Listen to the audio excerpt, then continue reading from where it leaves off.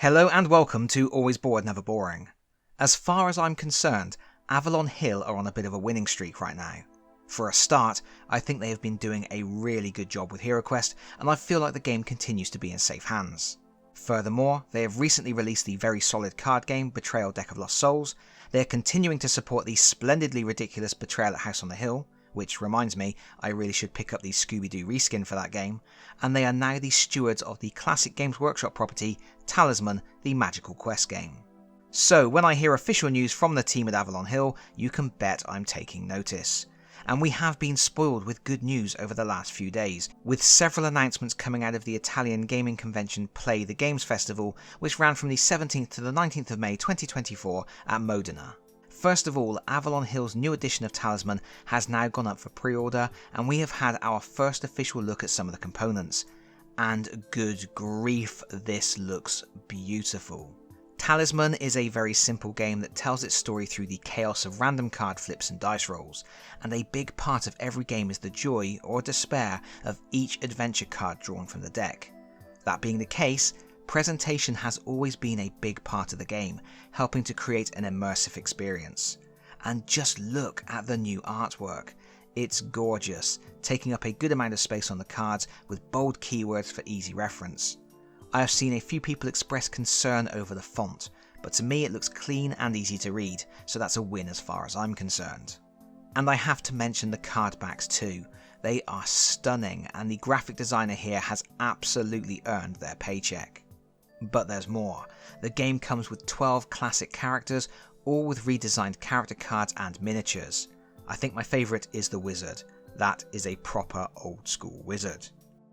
I grew up playing the second edition of Talisman, and I do like that, just as they did with HeroQuest, Avalon Hill have leaned on the original art and aesthetic for this new edition. Each miniature is like a homage, the monk with his mace and backpack, the troll with his gigantic club and mane of wild hair. I think you can look at any of these miniatures and say, hey, I remember that character. And that is exactly as it should be.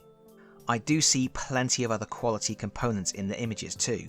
The good old cones of Dunshire for tracking stats, plastic gold coins, and lovely custom dice featuring the Talisman logo.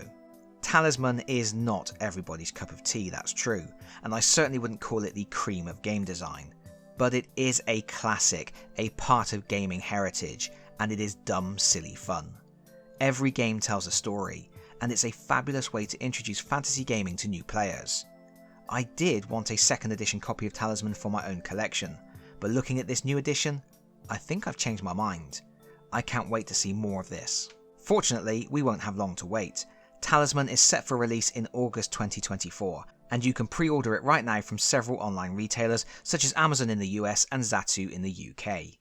It looks like the recommended retail price is $59.99 and Zatsu have it listed at £61, which admittedly does feel a little steep for Talisman, but if it really is a premium product as it looks to be, it may justify that price.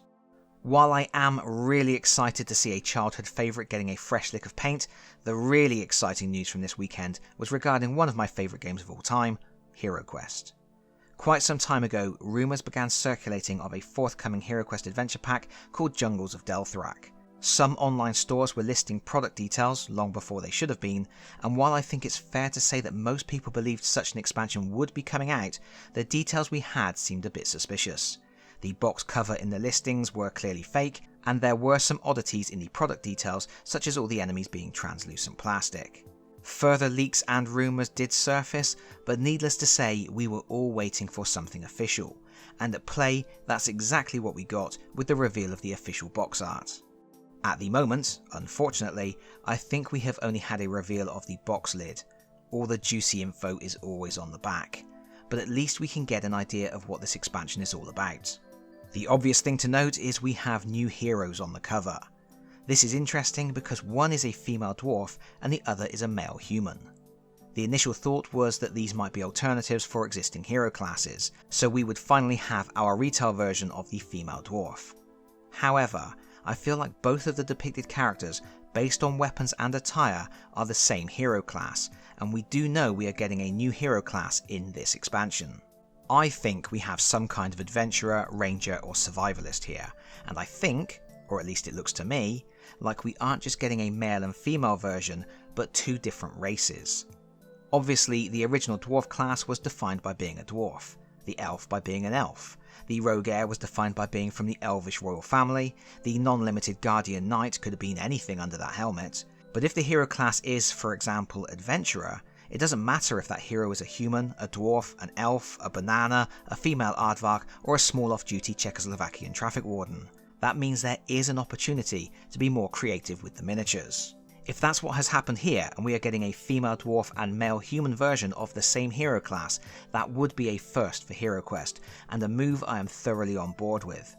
Alt genders are fine, but two distinct miniatures that feel like unique characters with their own history is a really interesting development. Anyway, I don't want to talk too long here, I am sure we will be getting more reveals soon, but I did also want to point out the variety of monsters we see on the cover. The giant snake takes pride of place, but we also have a gorilla which appears to be wearing some kind of magical amulet.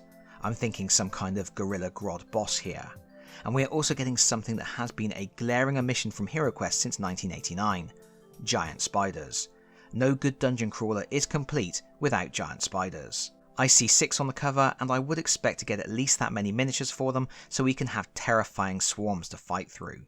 There isn't a whole lot more to glean from this art. The theme does suggest we are going to be getting a lot more outside locations, but we can see a temple in the background, some remnants of an ancient civilization, so I do expect for the most part we are still going to be traipsing through the same old dungeons we are familiar with, just with a few overlays for outside areas or parts of the temple that have collapsed, allowing vines and other plants to creep inside.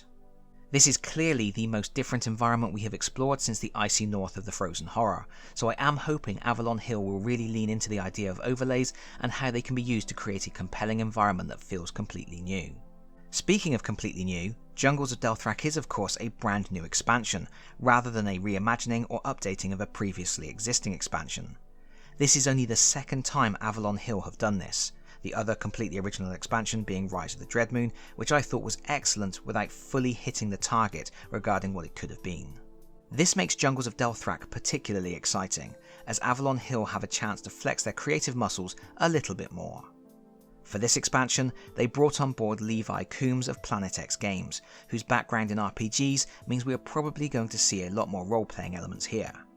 Over on X, he has announced that his contribution to the game makes it weirder and wilder, with new mechanics, new monsters, new treasures, and all new endings. That final point regarding endings is because for the first time, a HeroQuest expansion is going to feature a branching questline. The quest book, charting a surprisingly uninspiring sounding adventure in which a powerful dwarven MacGuffin has been stolen in a land infected by a nefarious presence, contains 16 quests, but a playthrough only involves going through 10 of them. Choices you make along the way will determine which path you take, and what the final outcome of the quest will be. This potentially makes Jungles of Delthrak the most replayable questline so far.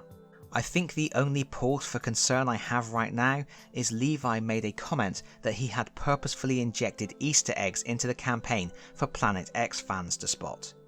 If they are incredibly subtle and unobtrusive, that's fine, but it always concerns me when an outside influence, in this case a freelance creator, starts to inject elements from other settings, products or stories that feel out of place. HeroQuest is a beloved classic, and HeroQuest fans are rightly protective of it, and they will call out anything that feels like outsiders trampling over their treasures for the sake of a wink at the camera. But that all remains to be seen, and at the moment it feels like there is a lot more to be excited about than there is to be worried about. The expansion is set for an August release, and I have already seen pre-orders going up around the internet at around the £40 mark in the UK. I'm not sure I have much more to add at this juncture, so I am going to leave it there. Let me know your thoughts in the comments, and as always, if you liked the video, please consider pressing the like button. If you really like the video, please consider subscribing if you don't already do so, and hopefully, I'll see you all again very soon. Bye bye everyone, bye bye.